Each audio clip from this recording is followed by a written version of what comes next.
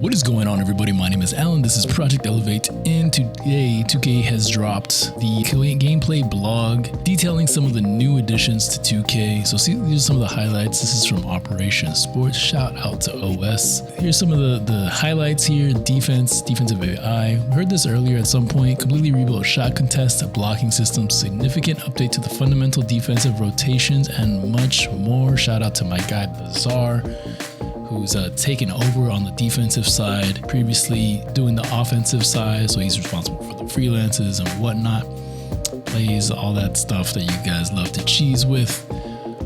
But so hopefully we have some better rotations, some better defensive AI, maybe not so much dropping from the corners and stuff like that. Dribbling. Players will experience a unique feel and rhythm when sizing up, significantly faster overall pace, much tighter control, navigating the court, and a ton of new other combos, cancels, and move chains. Now we kind of hear this every year with it's going to be tighter, it's going to be faster, but what I've heard is that is going to change. So if you flip quicker, you're going to have quicker moves. Slower is going to be, so you kind of like being able to set up your defender. We'll have to see how this works in real life, you know, once we get the game in our hands. Could be promising, I don't know, man. We'll have to just see. I think at the end of the day, a lot of it has to do with the collision detection system, how that interplays with the defense and stuff like that. You know, when it comes to highly rated dribblers versus low rated dribblers. I also feel that like height should make a difference too. How live the ball feels when it's not in your hands in between dribble moves and things like that. So if the steal mechanic system hasn't been upgraded and they don't talk about the steal mechanic here, I don't know. I'm not sold on the dribbling. But let's move on. Post play upgrades highlight loads of new content, including movement. So new movement and new arsenal of back to basket moves. Nobody plays in the post anymore, but I love the post game. So I hope it's really fun. Hopefully we can go to work down low, get some buckets down low without just, you know, cheesing the post hooks or whatever. Shooting. So this is kind of like where a lot of the highlights today are being kind of pointed at. So shooting, there's a new shot meter that dynamically expands when players are taking high quality shots with good shooters, but will shrink when heavily contested, shooting with low rated shooters, or fatigued. Interesting, fatigued. Let's see if fatigue actually plays any kind of a role in the game this year. 2k22 puts more emphasis on shot IQ, meaning the teams that work for open looks and take smarter shots are going to see much more success than teams that force up bad shots. Now, this is where like the whole basketball IQ versus stick skills debate comes into play. Obviously, you're still going to have people that can just like green like no other. I mean, that skill should be rewarded, I think. But I like that the shot meter is dynamic. So promising. We'll have to see how it plays out. And guys, you know there's going to be tuning and tweaking the first couple of weeks of the game. So be very measured with your feedback when you do get your hands on the game. Take some time to learn it before, you know, you just want the game to do everything yourselves. It's a little pro tip right there. So finishing, along with the focus on creating more skill gap for finishing at the rim, players can also completely customize. That tells me nothing there. We'll see what this skill gap for finishing means. All right, so now we get into the actual meat of the whole blog. And they say, hello 2K fans, it's that time of year when we get to unpack all the exciting gameplay enhancements and new features coming your way with NBA2k22. The first year developing on a new console always brings challenges such as major code rewrites, new technical hurdles, systems getting rebuilt. But with all that behind us, the gameplay team was laser focused on one goal with 2k22 making a great gameplay experience. Now, obviously they want to make a gameplay that's great. They want to make it something that's fun. That's what they're doing. Like the whole lazy dev thing, like that's, come on, bro. Like these guys are working their butts off. Just sometimes maybe not in the direction that you see fit. And that's where I'd like to see the community come together to get more specific and targeted with their feedback, you know? Worst thing we can do as a community is just be like, oh, the game's trash, and leave it at that, you know? We gotta explain what is going on that's making us feel that way. And then propose solutions, and then figure out if, you know, it's technical limitations, if it's direction differences where they're going a different direction than what the community wants to see. So we got to really organize those thoughts a little bit better, and then just build that dialogue, healthy, respectful dialogue with people in the dev community, in the dev team, so that we can kind of like fine tune the experience that we want. So moving on, we had an ambitious feature list that we wanted to tackle this year: faster paced gameplay, tighter, more responsive movement, more skill-based offense, big changes to the player builder, all of which we're going to tackle in today's blog. We also made a strong push to endure that we were delivering the same quality gameplay upgrade on both current and new gen systems. So no matter which version you choose to go with this year, you're going to get a brand new experience. But the one major focus for the team that we wanted to be priority number one was defense. So let's get started. All right, so defense, shout out the Czar, man. The primary goal for defense was to give gamers the tools to be able to really change the outcome of the game on the floor and at the rim. If you were a great perimeter defender who anticipated well, we wanted you to be able to clamp up the dribbler and force a pass. I like that. I like hearing that.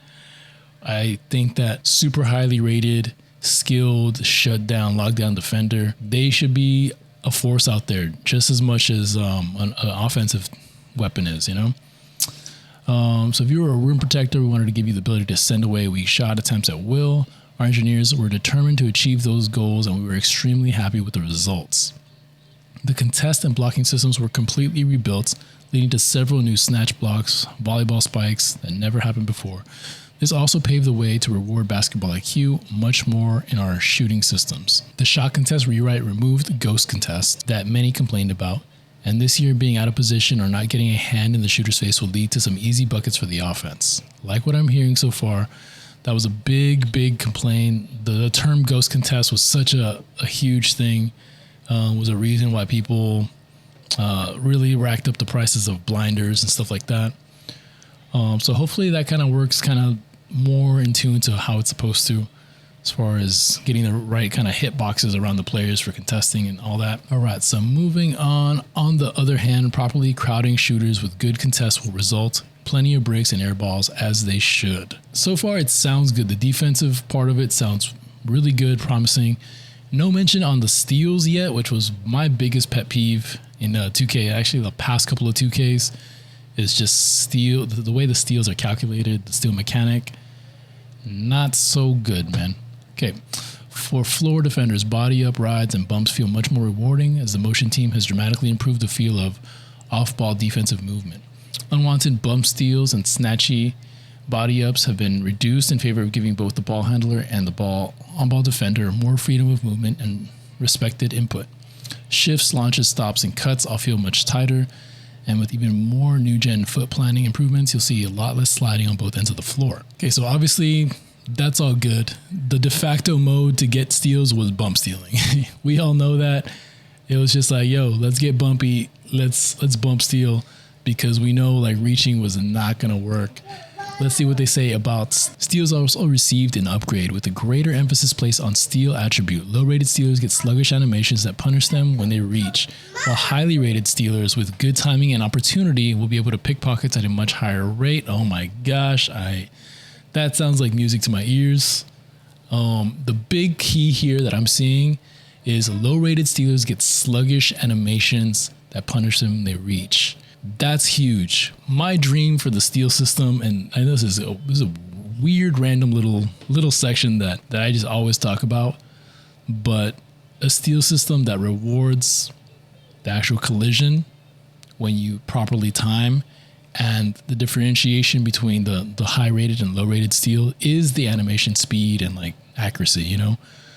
So really low rated steal attribute players, slower, more prone to get a foul when they reach, whereas guys with quick hands that are known for like just like being pickpockets, have that off pickpocket badge, are getting those quicker steals. So if this is implemented right, this is a game changer for guys that really love and enjoy playing defense and being able to shut down players. This is huge, man. This is huge. So hopefully this is implemented properly. I know it's not going to be perfect, but this little paragraph makes me extremely happy. All right, so be prepared to see more layup, dunk strips from high-rated stealers when slashers try to force their way to the rim in a crowd. Great defense may not always be featured in real-life highlights, but all these improvements that I'm most excited about in 2K22, they lead to much more balanced on-court battles and make the game much more fun to play. Again, that's something that speaks to my heart, man. When I played in real life, I just loved playing defense, man. It's always fun to score or whatever, but like, man, getting a swat block on somebody, just shutting somebody down, man, that just feels so good. So hopefully this is a big shift on the defensive side. This is getting me excited, I can't lie. Defensive AI. All right, defense was also a major focus of our new Gen AI fronts. Dazar, shout out to Dazar. And the AI team wanted to create a strong foundation to build on for many years to come. A lot of legacy issues were addressed through complete, thorough rewrites of almost all the major defensive systems in the game. Big things, guys. I've talked about this on stream. Follow me on Twitch for more insights. Should be down there somewhere. So new on-ball defensive positioning logic gives defenders more consistency in their positioning, regardless of their distance from the basket.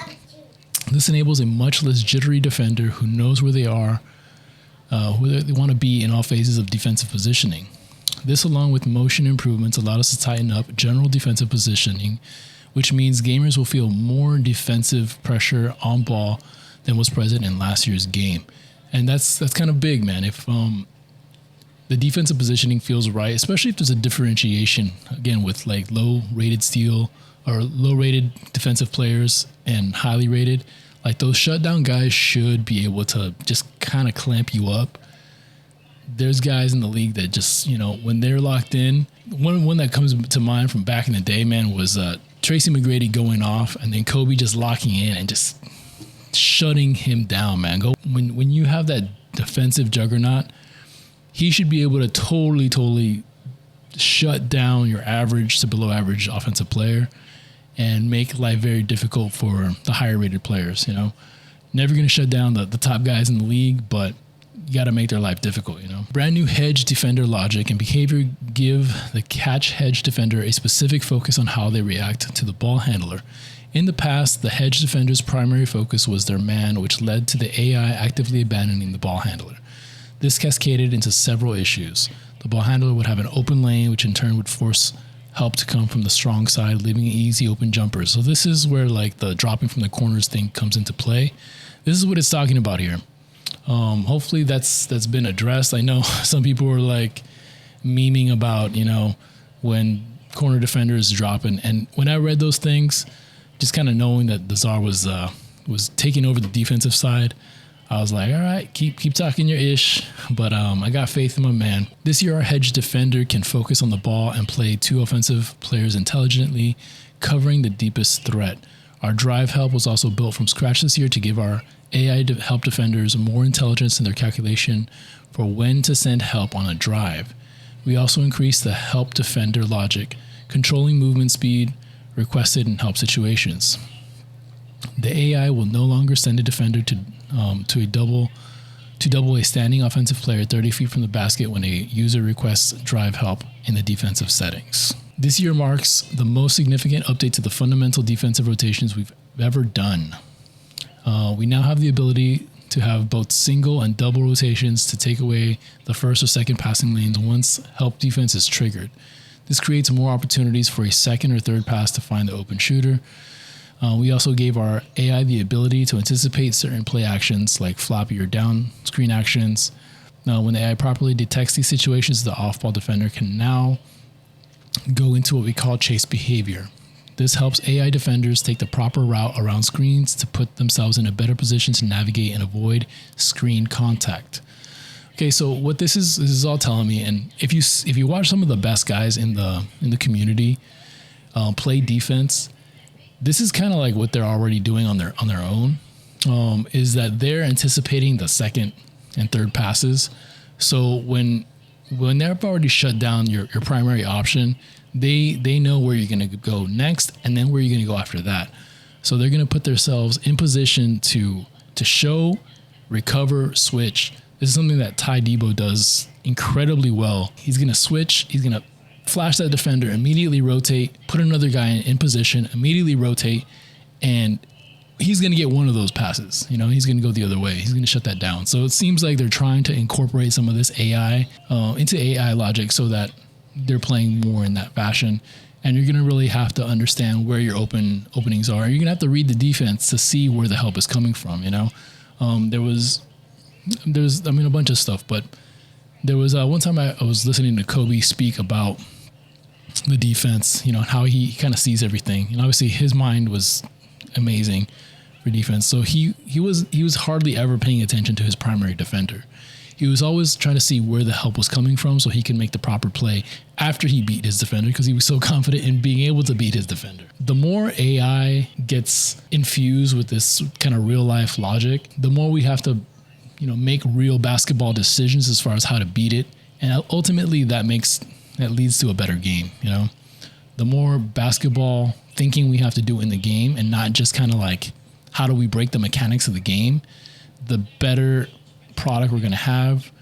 The more frustrating it's going to be at first because we're used to just kind of cheesing it, but in the long run, it's going to make, you know, guys with the combination of the basketball IQ and the stick skills, you know, they're going to rise to the top. And at the end, I think that's what a lot of us want. You know, we want like the top comp guys to be really smart basketball players and have really amazing stick skills, you know, master the jump shots, know the dribble moves, understand the mechanics of the game, but also be able to implement those things in a real basketball way instead of a, you know, cheesy video game type of way.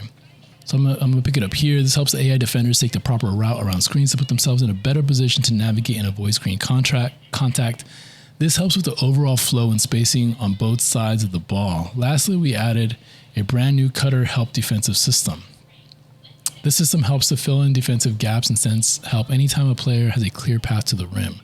The system can pick up that cutter and send a rotation defender to help cover when possible. So I think this is kind of trying to address the cheesy set and backdoor cuts type of thing that, you know, was prevalent on current gen.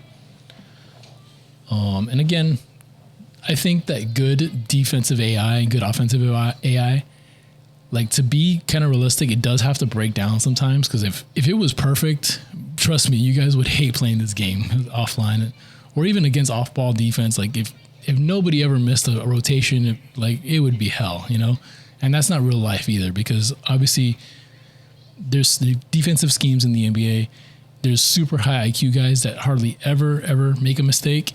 But there's other guys that, like, they don't really care about defense, man. They're trying to get on offense and score on you. So they're going to miss rotations. They're not going to follow the scheme to a T every single time. And I think a game where we can kind of capitalize that, and especially in the My Team community, where we have to build our teams, keeping in mind, like, hey, we can put this offensive guy in, but now he's going to be our defensive liability because of the ratings. That's going to be a much more enjoyable, you know, tactical way of having to build your team up. You know? So I'm excited about all this. Obviously, the implementation of it is where it's going to be, you know, it's going to be the test. And I expect it. I mean, you got to go into it expecting, hey, it's all programming. It's a game. It can never be absolutely perfect. Achieving the right balance of, you know, giving the AI all this, like, intelligence to work with, but not allowing them to execute it to a T every single time. That's a balancing act in itself. So, anyway, let's move on to the dribbling. Defensive things had a lot that I liked. So I'm excited about that. Hype level for 2K22 definitely going up as I'm reading this gameplay blog. We'll have to see how it obviously plays out, but let's move on to the dribbling. So offense will obviously never be neglected in any 2K basketball game, and I'm thrilled with our offering for 2K22. Dribbling is something I personally spend a lot of time working on, and I'm extremely passionate about. And I can say without a doubt that playmakers are going to have a field day with this year's game. The one-to-one basic size-ups have been removed and replaced by a one-to-one signature size-up. But what exactly does that mean? Flicking the Pro Stick in various directions last year gave you fairly generic-looking size-ups, while holding up on the stick gave you a nice-looking mo-capped dribble series. This year, the goal was to marry the two together and give each player a unique feel and rhythm when sizing up. while also giving the gamer complete control over how the series plays out. So that's always the kind of balancing act, is how much mocap, how much, obviously simple mocap looks simple, but is more responsive. More intricate mocap sessions where it's like more than one type of move. It looks more authentic, but it takes away control. They've tried to like let you cancel out of those things, which honestly, that's what leads to a lot of like the glitchy speed burst type stuff. Like in the next gen, you can kind of like go into the signature size up and then kind of burst out of it. Which is obviously, it's realistic, but unrealistic at the same time. So we're going to have to see how that kind of interplays. Moving on, KD's big hezzy crosses, Harden's through the legs moves, Steph's quick machine gun crosses, Luka's methodical rock back and forth dribbles are now under the gamer's direct control rather than a preset movie. Speed stick that we introduced on the new gen last year also returns, so flicking the stick quickly results in quicker dribble, while slower flicks give you more rhythmic ones. There are around 50 unique signature size-up packages to choose from, each with its own distinct advantages. Make sure to give all of them a try to find out which one best suits your rhythm and how you like to play. Additionally, you can equip one of 32 unique dribble sequences, which I've dubbed signature combos as well. These are quick 3 or 4 second dribble combos that you can trigger by simply holding sprint and flicking the pro stick up. Mixing the signature size ups and signature combos together gives you a limitless variety of how you want to break down your defender. So the biggest takeaway that I'm kind of seeing from this, they're trying a new direction with dribbling.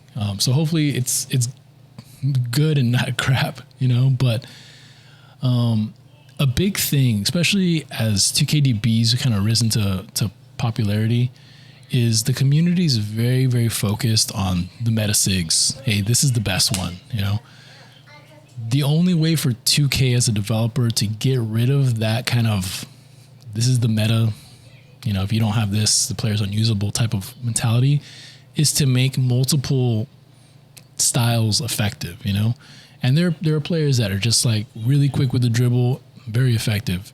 There are players like Luka, very slow with the dribble, but still very effective for different reasons.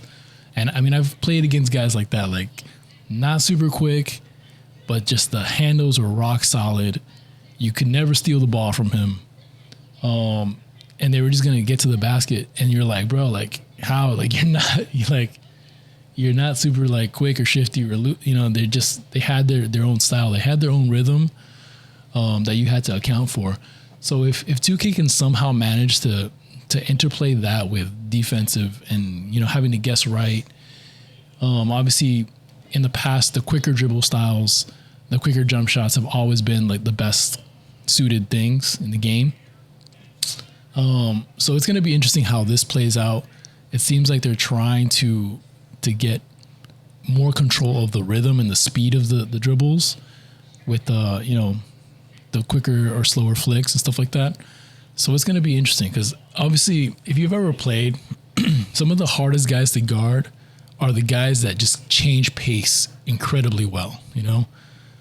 They burst on you quick, but they can slow down. They can kind of like rock you to sleep and then hit you with that little move. And yes, I just did a little like shoulder, juke thing here while saying that. So that's going to be interesting to break down, to get into our hands and see how it kind of plays out through the year. Promising, kind of scary because it's a new system, so it could, I don't know. We're just going to have to see. But interesting, and they're trying to do something. They're trying to get more authentic dribbling styles into the game while still maintaining that feeling of control. So let's continue on with this. There are a ton of new combos, cancels, and move chains you can pull off this year. Drag, dribble, hezzies, spin, step backs being my personal favorites. But I'm not going to go into details of each of these right now to save you from reading a novel on dribbling. In a nutshell, quickly sending multiple pro stick commands or attempting to move in various directions with the left stick after just performing a dribble move will open up a world of new combos that will stifle even the best defenders. Now, hopefully this is something that, especially with lower rated dribblers, if you kind of executing the wrong types of combos, it's going to leave you more susceptible to getting the ball stolen. Or like, I mean, one of the things that really bothered me in 2K21 was that sometimes you would get like that little animation where they would lose control of the ball for a second. And one would stand to reason that's the perfect time to try to steal the ball and go the other way. But it didn't factor into it was just a random little animation. It didn't really factor into like how susceptible the ball was to be stolen. So that's something that if there's just a bunch of different ways to flick the stick, but there's no detriment to just kind of randomly flicking the stick, it's going to be, it's not going to be the best system. Let's put it that way. All right, let's move on. When it comes to dribble movement, you'll notice a significantly faster overall pace and much tighter control over how you navigate the court. Each of the 28 unique dribble styles received a nice refresh with new content that accentuates the signature style of a given player. We've also added 4 new Wba Dribble Styles. Another nice upgrade to dribble movement is height compensation. There we go. I like that. Last year, taller players could outpace shorter players with the same speed with ball rating. This has been resolved for NBA2k22 to ensure that smaller players are no longer lagging behind. And everything that I just mentioned about dribbling, from the movement to new moves and combos, are going to be identical between current and next gen. So if you're a player who plans to play on both, you won't have to learn 2 different systems like last year. So that's good, and that tells me that the speed glitching garbage that was in the current gen last year has been kind of taken out of the game. So that's good. I know some guys are going to be super happy that, slower rated, slower paced tall players are going to be moving quicker than the short guys. I'd also like to see the height compensation factor into like how susceptible the ball is to being stolen. Because there's got to be an advantage for shorter players, shorter matchups. And it's just, come on, man. If you're maneuverable and you're dribbling the ball's traveling a long way to hit the floor, so the ball should be easier to steal. It's not that hard to put into play, but ratings in my team, that's a whole nother bag that we're not going to get into right now.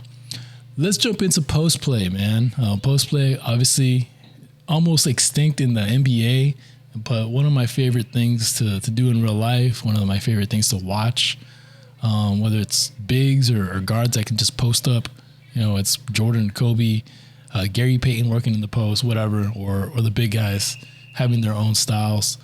Hopefully, again, and this is one of those things where it's just, you got to make a variety of different things effective and tied into the ratings, like Hakeem's hook shot should be freaking almost unstoppable. That's why the guy scored the most points in NBA history, It should be OP.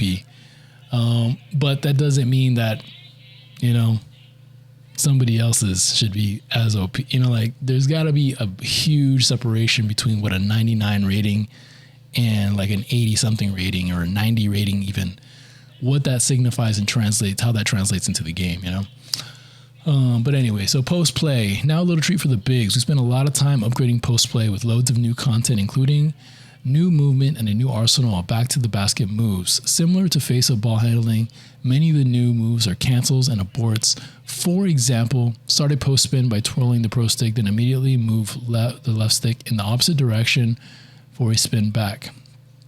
So that's cool. The more control, the more consistent, I guess, like those inputs are as far as like being able to execute certain moves.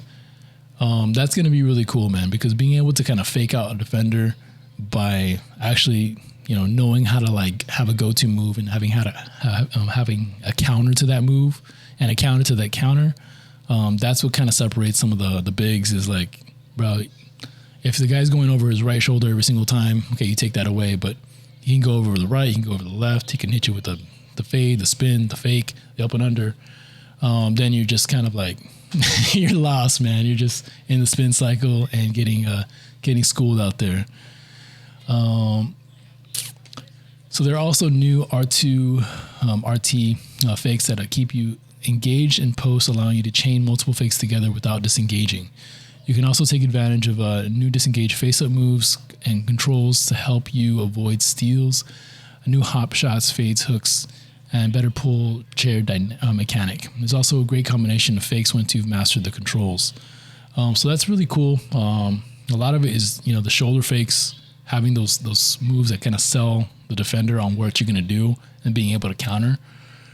So that's pretty cool. And, it's one of those things where I'd love to see badges like Pogo Stick, not necessarily nerfed, but just given out less frequently. Because, that's kind of one of the things, man. If you get somebody up in the air, they're out of position. And if you make a quick move after that, you should be scoring on them. You made them jump out of position. But it seemed like in 2K21, the recovery time was so fast that by the time your animation triggered, you were going to get blocked, So you almost had to hesitate a little bit more to hope that they jumped again to try to recover and then go at it from a place of not being in an animation. So those are going to be the things that make this either be a good feature or a useless thing. All right, so on to shooting. Big stuff going on here. Obviously, one of the most important components of the game. So shooting has undergone many changes for NBA 2k22.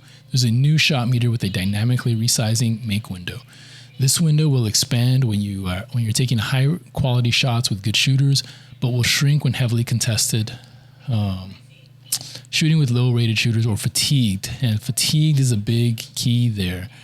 Hopefully that does factor in. Last year it was just kind of understood that the fatigue didn't really matter at all, and there was no point in running a bench. The major emphasis for shooting success this year is shot IQ. That's kind of a big debate, man. Is it skills with the stick, timing, or is it shot IQ? I'm glad that this is kind of marrying the two a little bit, and that open shots. And I've always been a proponent. If you work to get a wide open shot, your make chances should be better. You're shooting with a 90 rated shooter, 95 rated shooter, 99 rated shooter. You're wide open, like that should go in almost all the time, but those same things don't apply if you're shooting with a questionable shooter, in the high 70s, 80s, somewhat contested, whatever. I know guys miss wide open shots in real life, but you got to reward the shot IQ.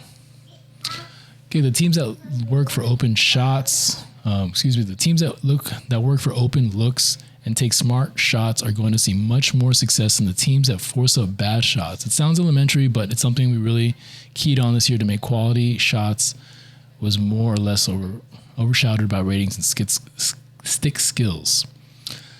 Let me read that again. So it sounds elementary, but it's something that we really keyed on this year, as taking quality shots was more or less overshadowed by ratings and stick skills. That was a big thing last year, and that's kind of, I think, where a lot of the frustrations of the 2K community. So leaning contested shots, and I didn't see it like as such a big problem because, to be honestly, they didn't go in that much where it was changing the whole game. But definitely, there's certain games, certain key moments where those things were just totally in the same bag of random as like open shots. So seeing, open shots be easier to make, easier to green, easier to white than contested shots, I think is a really good move. Obviously the stick skills have to matter, but your defensive skills have to matter as well, So if you're giving up a bunch of open shots, you deserve to get scored on, So there's two parts of the skill debate there. There's two sides of it. There's offensive and there's defensive. If your defensive skills are trash, you get scored on, man. You get buckets dropped on you. So shot timing still plays a major role in the skill gap, and yes, you still get an additional boost for turning the meter off, but will only take you so far if you're taking bad shots. I like that. We heavily focused group tested the new shooting mechanics with players of all skill levels and believe this is the best that shooting has ever felt in NBA 2K. Obviously, we hear stuff like this every single year, but I like the thought process behind it. I like that it's being focus group tested. It'd be cool to have more interaction and transparency with that. And that's definitely one of my biggest goals for this year, is to unite the voice of the My Team community a little bit more. so that we can get more focused feedback and dialogue with the dev team. So this is promising. We're going to have to see. There's just go into it knowing that there's going to be adjustments and tweaks, hot fixes and stuff like that. When something gets released on such a huge scale with such differing skill gaps, there's gonna be like fine tuning that needs to be done. But hopefully the concepts don't get totally revamped, and it's just like small incremental, slider tweaks essentially, All right, so moving on to finishing, we also made a strong push to get more skill gap into finishing at the rim. As beautiful as our motion capture dunks are, it was a shame that once he saw one fire off, he basically knew it was an automatic 2 points. With the revamped blocking system, we're now giving rim protectors more tools to make great stops at the rim. On top of that, on New Gen, we've added timing meters to both alley-oop and aggressive skill dunk attempts. When an alley pass is in the air, you need to press the shot button at just the right time to finish off the oop. If you're too early or too late, you either smoke the miss or miss the catch completely. Side note, you can force bounce pass alleys this year. Interesting. And on the dunking side, holding sprint and pulling straight down on the pro stick will trigger an aggressive skill dunks. Interesting. When you have a defender standing underneath the rim, using the aggressive skill dunk feature will let you basically force a dunk attempt on demand as long as you have a strong dunker and a bit of a runway. It's tough to hit the perfect timing for these high-risk, high-reward plays, but it's also so gratifying when you can pull it off. So this is something that can be very, very hit or miss. This whole, skill finishing type of stuff. Now it seems like you can still do basic dunks without triggering this. So that was a key that I kind of picked up on, is that the aggressive dunks and the alley-oops are the ones that have like this extra skill timing element to it. So obviously sprint, pulling straight down, that's what triggers the aggressive dunk. And you got to kind of time that, We'll see what that feels like in fast-paced games, in the heat of the moment. It's an extra thing you got to think about. But I mean, if you played Next Gen last year, that the contact dunks are just so ridiculously overpowered.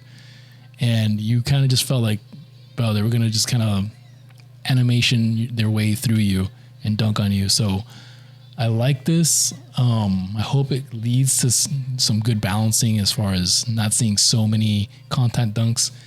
And also, they touched on that it's gratifying to pull these off. I felt like that with the shot aiming early on in the year, which I totally abandoned by Next Gen. But, being able to kind of like master that skill and, the timing and aiming of that component, it was gratifying, when a lot of people were struggling to shoot early on in the game, I was, doing half decent, and I was starting to see the separation and skill there.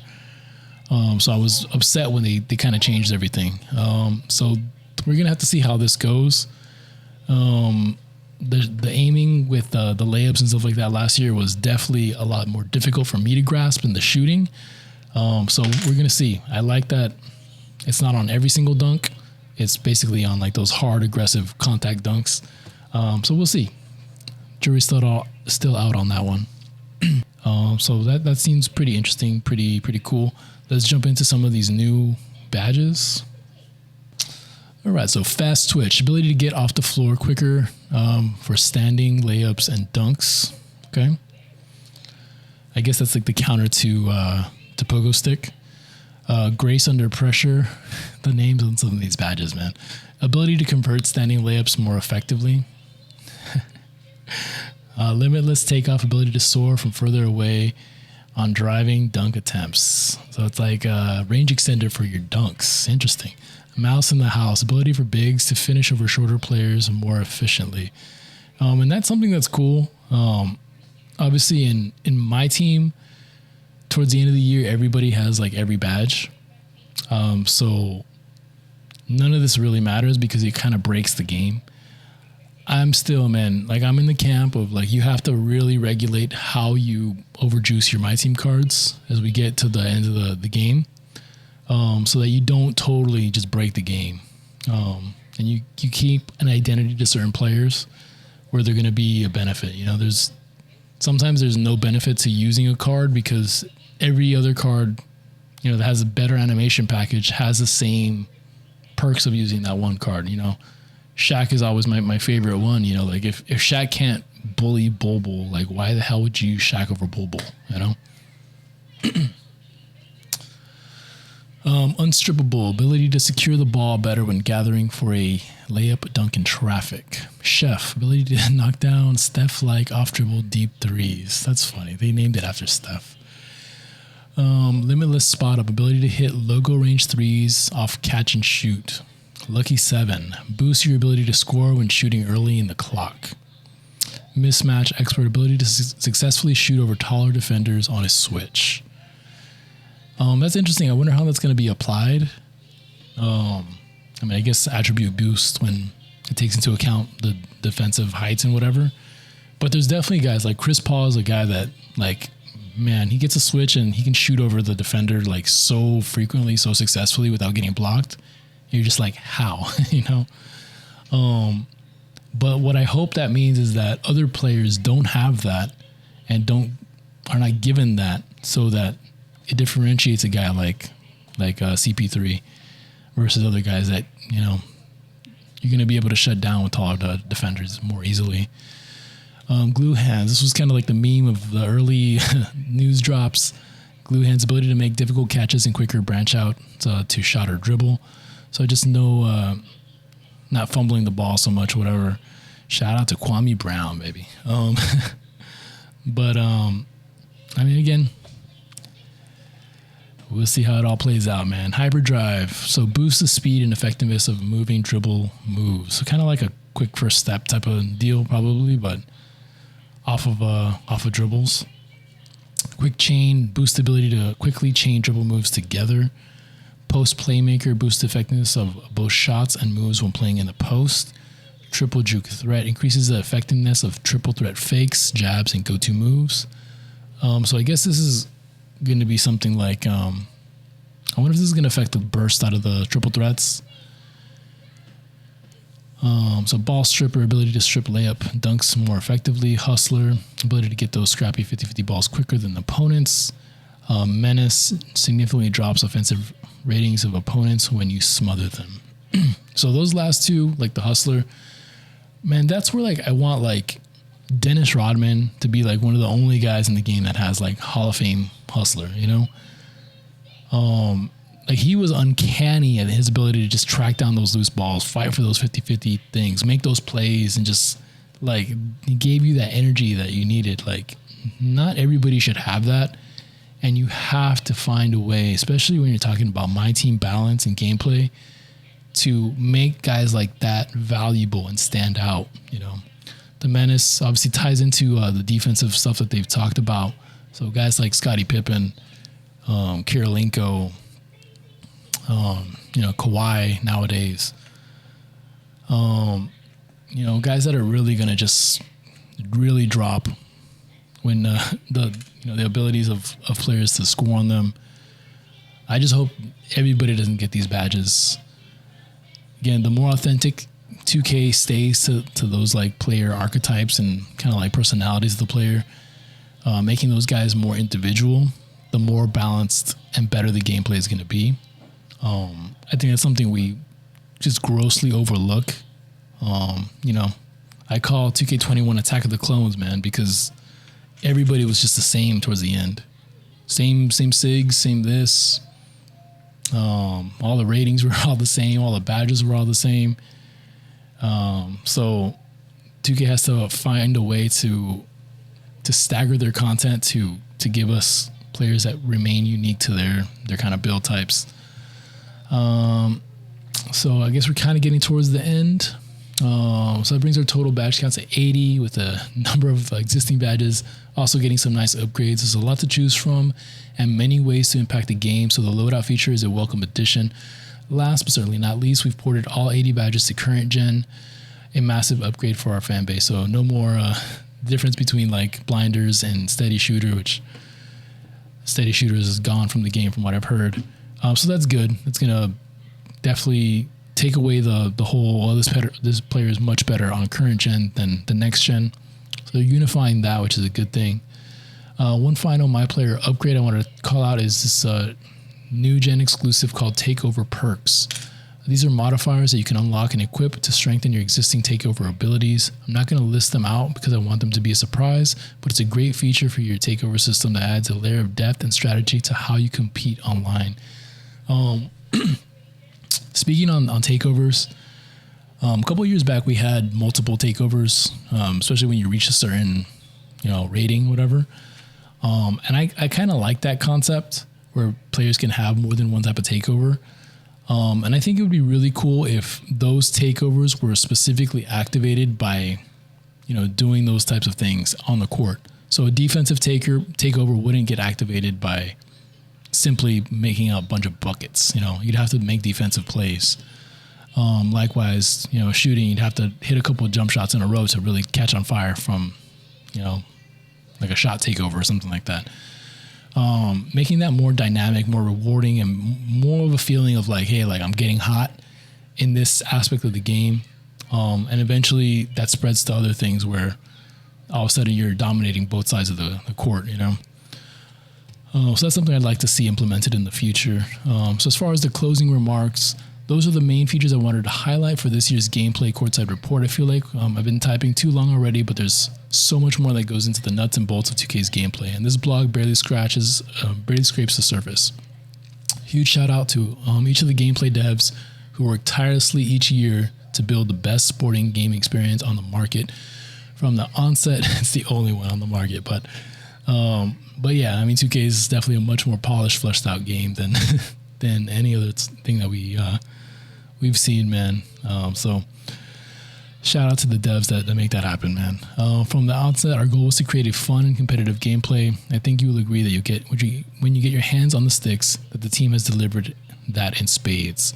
The community's passion for 2K is what drives us, and many of our features come directly from you. In fact, we had a wonderful opportunity to bring in several respected community members and 2K pros to beta test gameplay a few weeks ago. Their feedback was incredibly valuable to us and allowed us to put the finishing touches on gameplay to ensure the best possible launch experience. Big thanks to those guys. We look forward to hosting more of those types of events in the future. That's a big thing, man, getting players, especially competitive guys. Hopefully like a guy like Ty was there. And hopefully these guys gave them, solid basketball feedback too, not just video game feedback. Obviously both sides of it are important, but it's always good to see. And obviously a lot of this stuff, I mean, what are they going to say in a blog, like, yes, this year's game is going to be, like, they're not going to say this year's game is going to be worse than last year's game. So we all have to see what it feels like when we get our hands on the game. But there was definitely promising aspects. A lot of defensive things that really got me excited. Some things with potential. Some things that we're gonna have to lab up and see how it kind of plays out. And that's pretty much gonna wrap it up for this video. Let me know in the comments what you're most excited about this. What worried you most about reading this stuff? And then join us on stream. Go drop a follow over there. Come say what's up. Come join the Project Elevate movement over there. Drop a like on this video if you found that entertaining. Want to see more content from me, more consistent basis, scream it out in the comments in the light section. Hope you guys have an amazing day. My name is Alan. This is Project Elevate. Till next time, elevate your grind, game, yourselves, and each other. Peace.